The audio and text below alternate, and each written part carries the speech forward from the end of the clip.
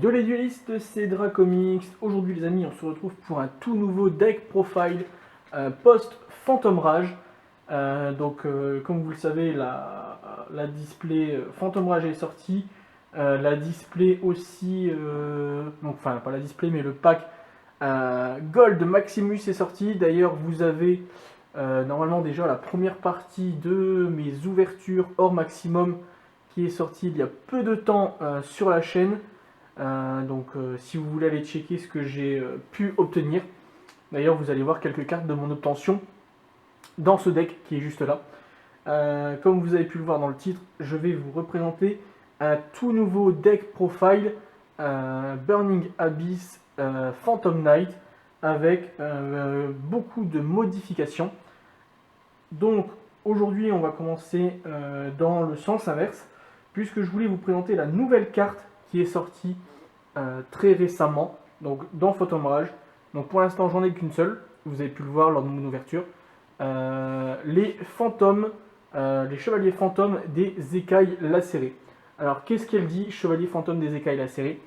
Elle dit que une fois qu'elle est sur votre board, sur le terrain, vous pouvez défausser une carte de votre main, vous foolish, donc vous faites foolish sur une carte chevalier fantôme, donc magie ou piège ou monstre, depuis votre deck à votre cimetière. Donc vous pouvez foolish la cape, l'épée brisée, les bottes, les gants, ou la nouvelle qui va arriver juste après, le soulier.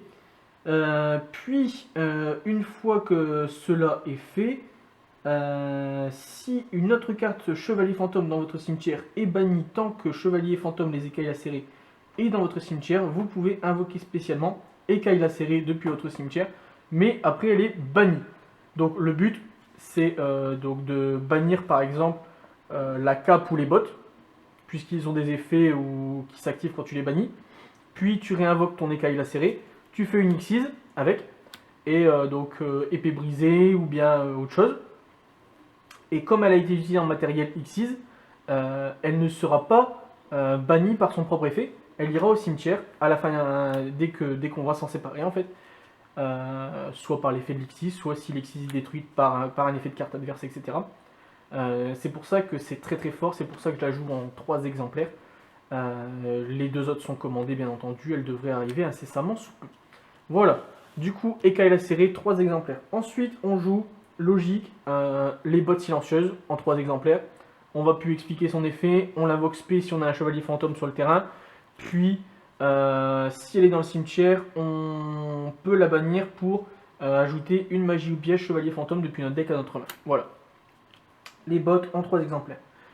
Donc en combinaison avec les écailles.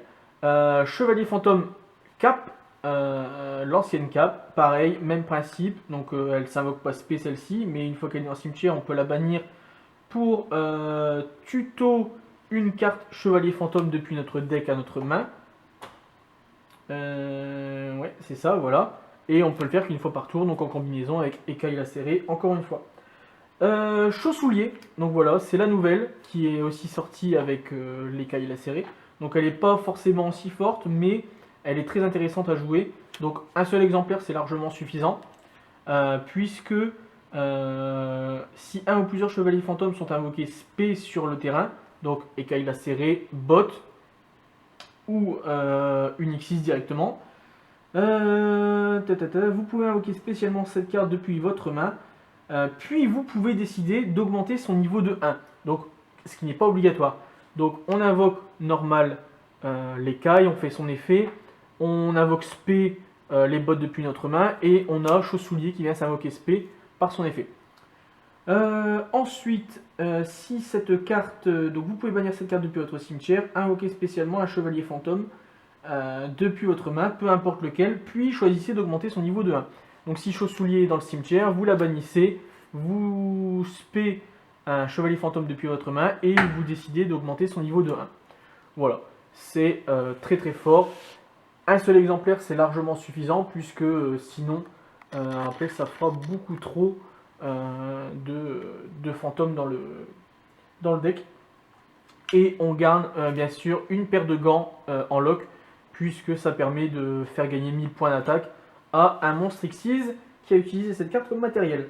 Ensuite, on va passer donc du coup à la deuxième partie du deck, qui sont les Burning Abyss, donc logique, 2 graphes, pour pouvoir invoquer spé un monstre Burning Abyss depuis le deck, 2 cires pour pouvoir spé un Burning Abyss depuis le cimetière, 2 Lich pour pouvoir spé un Burning Abyss depuis la main. Tous les Burning Abyss ont 2 effets en fait.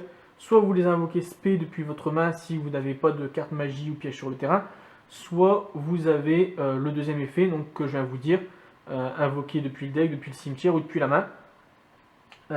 Donc Graph à 2 puisqu'il est semi-limité, Cire c'est pareil, Libich à 3 c'est beaucoup trop, on se retrouve avec trop de Libich dans la main et du coup ça nous fait des mains mortes. Voilà. Skarm qui était la star en 2014 ou 2015, je sais plus quand c'est sorti. La dernière fois dans le deck que je vous ai sorti après la banlist de septembre, j'en avais laissé 3, j'en ai retiré 1. Et j'hésite même à en retirer un deuxième, puisqu'aujourd'hui c'est plus vraiment lui la star, c'est plutôt Graph et Cire ainsi que Libich. Voilà, à voir ce que je peux faire avec. Pour l'instant, je tourne à 43 ou 44 cartes en tout. Si jamais, je retirerai un Skarm pour voir si ça tourne mieux avec un seul Skarm. Pareil, il y en avait 3 auparavant, j'en ai retiré un. Je ne vais jouer que 2 Farfa cette fois-ci. Puisque après ça fait beaucoup trop de touches en fait et beaucoup trop de monstres dans le deck. Et il faut qu'on puisse aussi avoir quelques magies et pièges pour pouvoir se défendre. D'ailleurs des magies et pièges que je vais vous présenter juste après. Un barbare, un calcab, voilà. Logique pour pouvoir mettre un petit peu de dégâts, pour pouvoir renvoyer une magie ou piège posée sur le terrain adverse. Et après, donc, la beauté que j'ai eue lors de mes ouvertures de gold, la guide des enfers. Donc j'en avais 3 en commune que j'ai changé de deck du coup. Et comme ça, j'attends de pouvoir récupérer ma 3ème en gold. Et comme ça, je jouerai full gold dans mon deck. Je vais essayer de récupérer tout ce qui existe aussi en gold dans les PGL 3, etc. Comme Skarm, comme Cire, pour pouvoir jouer full gold à l'intérieur en fait. Comme ça rendra le deck vraiment magnifique. J'ai hésité à le mettre, donc c'est pareil, c'est une carte que j'hésite à retirer avec le deuxième Skarm, c'est le guerrier rhino démoniaque, puisque sinon après je monte à beaucoup trop de cartes en fait dans le deck et c'est un petit peu embêtant. Voilà. Donc guerrier rhino démoniaque, pour le moment à 2, voire 0, on verra selon les physionomies. Pour le moment, vous savez, il n'y a pas de tournoi, donc c'est compliqué de tester, même s'il y a Duel Network et YGO Pro. On n'a pas les mêmes sensations que lors d'un tournoi en fait. Et voilà. Du coup, à voir. Là, j'ai hésité aussi à faire un changement. La dernière fois, il y avait 3 Manirou. Donc, il y a toujours 3 Manirou psychiques. Je vais hop, remballer un petit peu ici. Tac. Hop, voilà. Déjà ça. Pour pouvoir faire un peu de place pour la suite du deck. 3 Manirou psychiques. J'hésite à retirer une Manirou et mettre un psychique Triker en fait. Je vais vous montrer son image juste là en haut à droite ou à gauche. Voir si je joue 2 Manirou et un Triker ou si je joue encore 3 Manirou. Puisque après c'est juste pour dire d'avoir en fait une deuxième touche de niveau 3 qui peut s'invoquer spé. Parce que la Manirou en fait on peut l'activer qu'une seule fois par tour, son effet d'invoquer spé, et le Triker aussi. Donc si par exemple on a la guide sur le terrain, plus un Burning Abyss qu'on a invoqué avec la guide, je vais dire Graph, voilà. Donc on a hop, guide, Graph en défense avec l'effet de guide, donc il a son effet annulé. On spé Manirou et on spé Triker. Et comme ça, on peut lancer une loupe Cherubini, Dante, Bardiche, etc. Voilà. Donc à voir si je laisse comme ça ou si je joue Triker en plus. Je vais y réfléchir, on verra bien. Mais si jamais, je referai une nouvelle decklist à nouveau avec Triker à la place de Manirou qui est ici. Voilà. Et la petite nouveauté, Danger Tsushinoko. Donc, que je rajoute à cette decklist, puisque c'est le seul danger intéressant à mettre dans BAPK, puisque celui-ci, si il n'est pas choisi par l'adversaire au hasard, on l'invoque spé, on pioche une carte, et c'est un niveau 3 de ténèbres. Donc je dis ténèbres parce que vous allez comprendre par rapport à la suite. Si il n'est pas invoqué spé, donc s'il est défaussé, coûte que coûte, il est invoqué spé et ça reste un niveau 3 en fait. Donc c'est pour ça que je joue Tsushinoko. Vous allez me dire pourquoi Jackalope, parce que pourquoi pas Jackalope en plus ou à la place de Tsushinoko, puisque si je joue Jackalope en fait en plus, ou si je joue d'autres dangers, c'est pas vraiment un deck où on a besoin de piocher à mort. Justement, c'est mieux que nos touches soient dans le deck par rapport à Graf, par rapport à Skarm, par rapport au PK qui ont besoin d'avoir de la touche dans le deck en fait. Donc Tsushinoko, c'est largement suffisant et ça accélère un petit peu le deck en fait. Et ensuite, donc j'ai remarqué que, vous avez dû le remarquer aussi, à part une ou deux cartes, tous les monstres sont ténèbres dans le deck. Donc pour accélérer un petit peu quand même, sans trop accélérer, 3 allures, logique, puisqu'elle est revenue à 3, donc pourquoi s'en priver. Ça peut permettre de faire des effets. Si par exemple, on avait dit avec Eka et la serrée, s'il y a un PK qui est banni, ah non, il faut qu'il soit dans le cimetière, donc non, ça marche pas. Vu que là, il aurait été dans la main. Bref, ça peut permettre, j'allais dire une bêtise en fait, j'allais dire si vous bannissez un PK depuis votre main avec allure, vous avez l'effet de Ekai, mais non, en fait, non, ça marche pas. Donc voilà. Mais bref, ça peut permettre d'accélérer et de relancer sa main en fait. Ça peut être sympa, on verra bien lors de la phase de test juste après. Un Foolish, logique, pour pouvoir envoyer Seer, Skarm, Graf, etc. Une magie rank up PK, donc j'en ai mis qu'une seule pour l'instant. Je vais vous ajouter l'image juste là, pour que vous puissiez lire son effet. Moi je trouve ça très très fort, ça peut permettre d'invoquer des Red Raptors de rang 5. Ça peut permettre plein de choses en fait. Et du coup c'est très fun en fait. Enfin c'est très fun et très fort. Donc une magie PK en plus dans le deck. Et la beauté sublime, le plumeau de Damarpi que je rajoute en un exemplaire puisqu'il est revenu à 1 à la banlist. J'ai réussi à la choper lors de mes ouvertures de gold. Je ne sais plus si c'est dans quelle partie c'était, donc vous allez le découvrir sur la chaîne. Soit vous l'avez vu lundi, lorsque j'ai sorti l'ouverture de gold, soit vous allez le voir dans les semaines qui vont arriver. Et on finit avec 6 cartes pièges, 3 épées de brouillard chevalier fantôme, donc pour pouvoir aller, pour pouvoir avoir de la pioche dans, enfin pas de la pioche, mais de la touche avec les effets de botte, de cap, etc.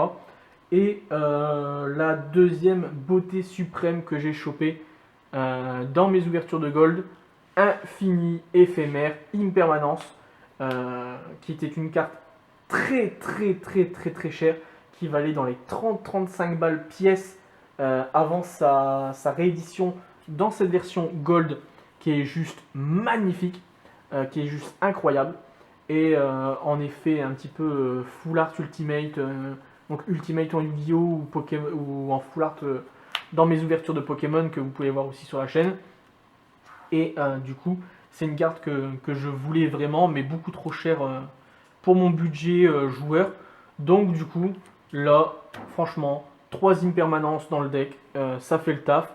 Alors, vous allez me dire aussi, pourquoi pas de H, pourquoi pas de Veiler, parce que sinon, après, on a beaucoup trop de monstres dans le deck. Donc là, je vais faire un petit mélange. Et puis on va faire une petite main ou deux pour pouvoir vous faire voir un petit peu comment le deck il tourne. Avant, je vais vous montrer l'extra deck, bien entendu. Donc je mélange ça vite fait. Voilà. Et puis je vous montre l'extra deck et ensuite je vous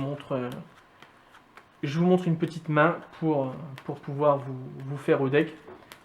Forcément, confinement oblige, on n'a pas de tournoi, je peux pas faire de duel avec Jérôme comme je fais d'habitude ou avec d'autres joueurs. ou avec Jean-Loup, comme vous avez pu déjà voir sur la chaîne, ou même d'autres personnes. Voilà, donc tac, on met le petit deck ici. Donc je vous montre le petit extra.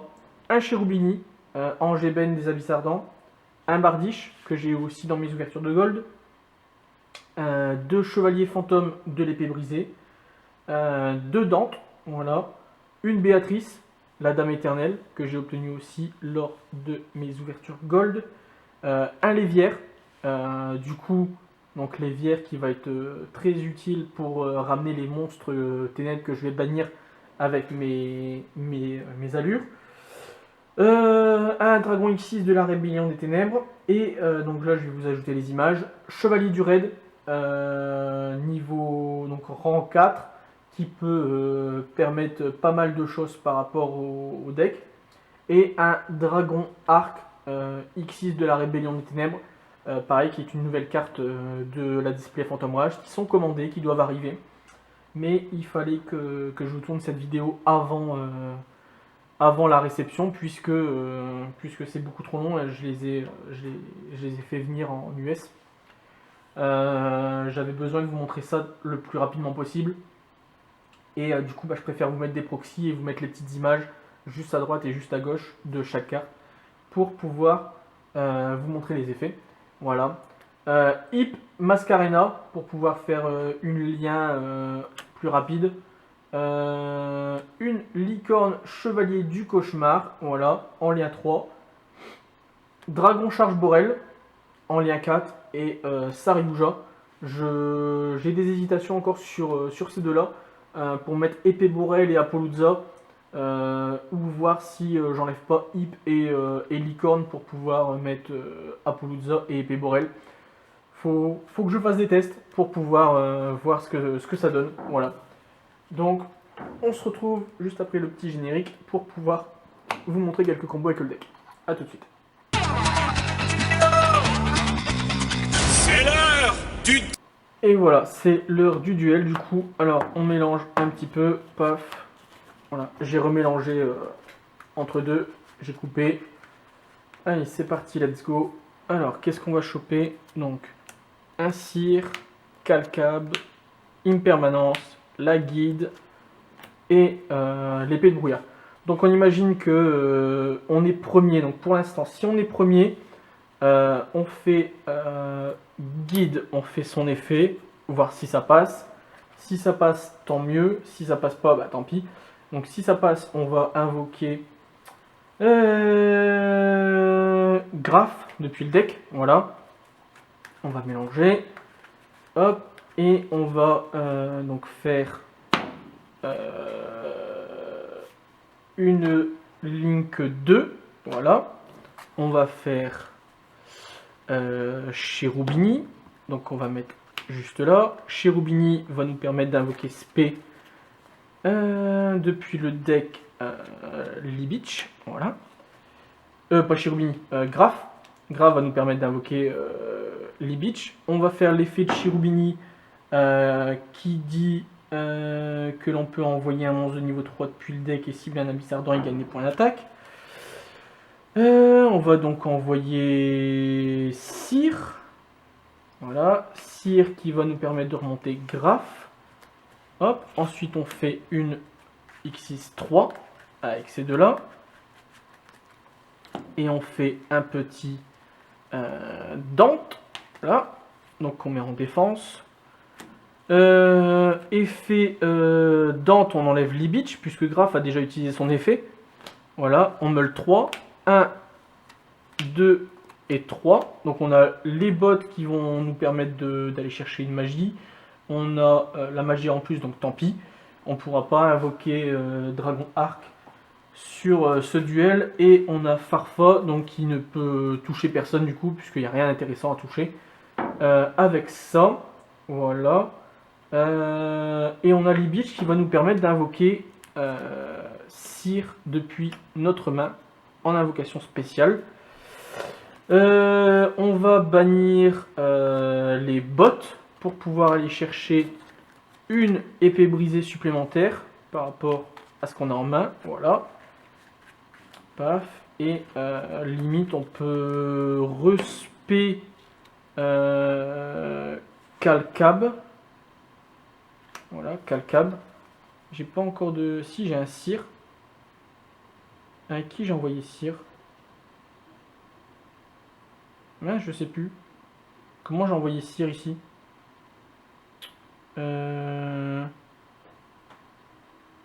Graph. Bah, je sais plus. Ah oui, si, avec Cherubini. Bah si, donc du coup j'ai déjà fait effet cire, j'ai déjà fait... Donc j'aurais fait effet calcable, tant pis. Voilà, on va faire du coup ça, voilà. Et grâce à ça, ça va nous permettre de prendre chevalier fantôme, épée brisée. Voilà, et ensuite on pose 3 cartes. Donc bien choisir la colonne pour une permanence, pour activer son effet. C'est beaucoup mieux. Puisque son effet dit que on peut cibler un monstre face recto contrôlé par notre adversaire, annuler ses effets jusqu'à la fin de ce tour. Puis si cette carte a été posée avant l'activation et sur le terrain à la résolution, toutes les autres magies et pièges dans cette colonne sont annulés le reste de ce tour. Si vous ne contrôlez aucune carte, vous pouvez l'activer depuis votre main. Donc c'est pour ça que Impermanence c'est très bien quand on commence second, puisqu'on peut l'activer directement pour annuler par exemple une guide ou bien un autre effet qui pourrait nous embêter. Donc voilà, on pose ça et on met une perme ici. On a Cherubini là qui protège Dante et épée brisée. Et voilà, bah c'est déjà pas mal. On a fait pas mal de choses. On va essayer de refaire une deuxième main, mais en ne commençant pas pour voir ce que l'on aura en 6ème carte en fait. Voilà, hop, paf, paf.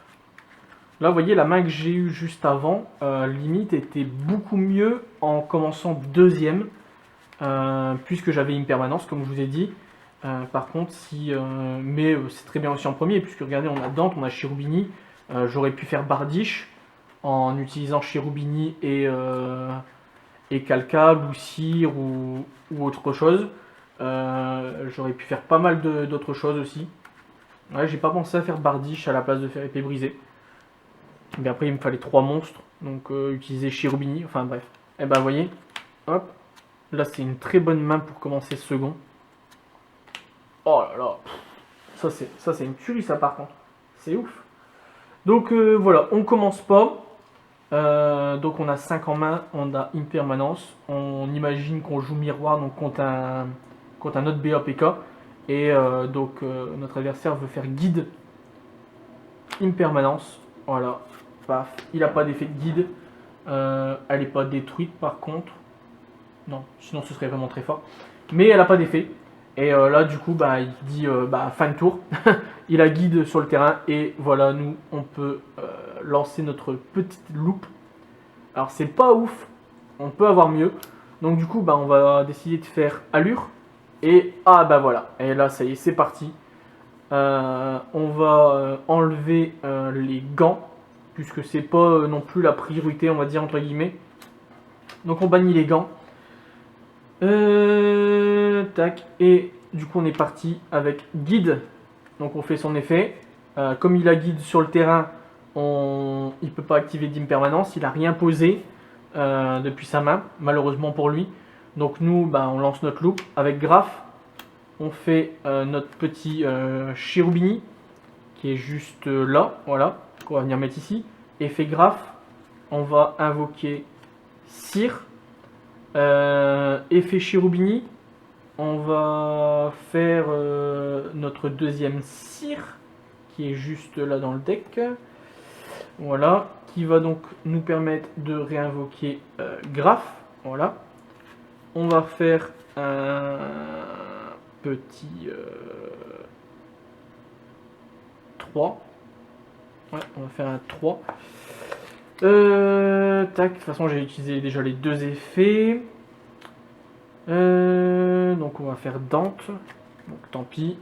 On va gaspiller le premier graphe qu'on a fait déjà Reborn pour me les 3. Voilà, hop. Il y avait peut-être d'autres choses à faire, mais c'est déjà pas mal. Alors, Lee Beach, les bots et Graph. Ah, ça pue ça par contre. Ça par contre, c'est pas bon. Parce que Lee Beach, on n'a pas de touche dans la main, puisque c'est un abyssal. Non, c'est un monstre ténèbres de type démon de niveau 3.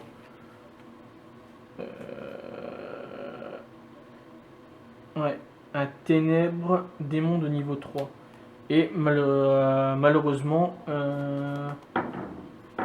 ouais, Obscurita démon, ténèbres démon niveau 3.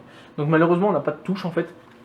Donc on compte sur les bots, on va les bannir pour pouvoir aller chercher la deuxième épée.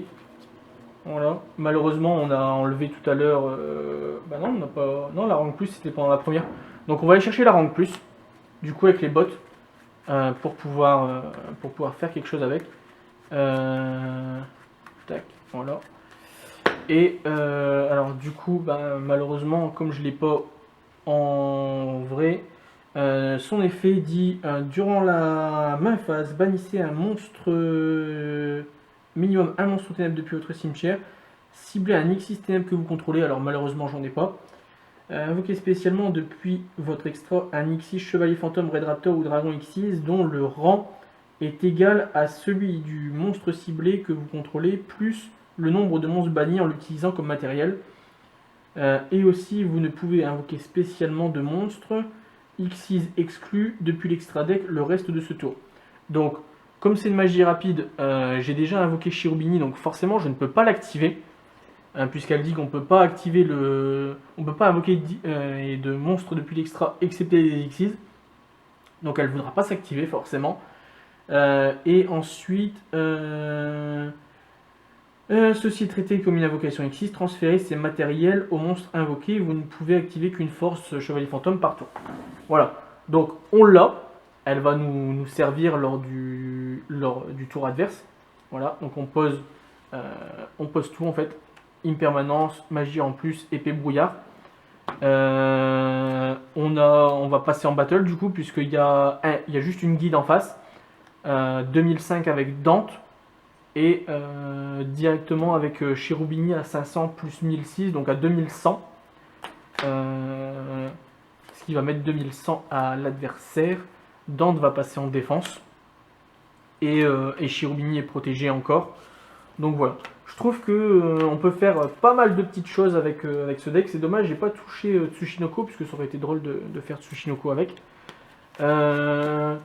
Et ça aurait été drôle aussi de pouvoir utiliser la rank plus.